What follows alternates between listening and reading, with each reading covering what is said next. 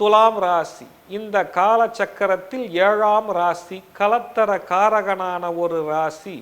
இந்த ராசியில் துலத்திற்கு உண்டு யோகம். இவர்கள் பெறுவார்கள். எண்ணத்தின் செயலால் இவர்களுக்கு வண்டி வாகனம் அமைந்து விடுகின்றது. இவர்களுக்கு வாழ்க்கையில் மாற்றங்கள் வந்து விடுகின்றது. அரசியலிலும் ஏற்றம் உண்டு. இந்த துலத்திற்கு சிறப்பும் உண்டு. இப்பொழுது விருச்சக ராசி. இந்த கால சக்கரத்தில் 8வது ராசி, எட்டாத நிலையில் நிற்கின்ற ராசி. யாரும் புரிந்து கொள்ளாத ராசி.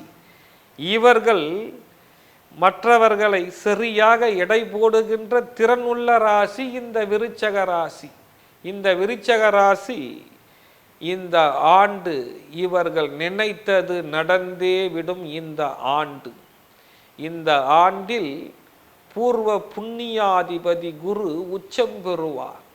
இவர்களுக்கு பூர்வத்தின் யோகம் இவர்களுக்கு கிடைத்தே விடும். இவர்களுடைய சொத்து இவர்களுக்கு வந்துவிடும்.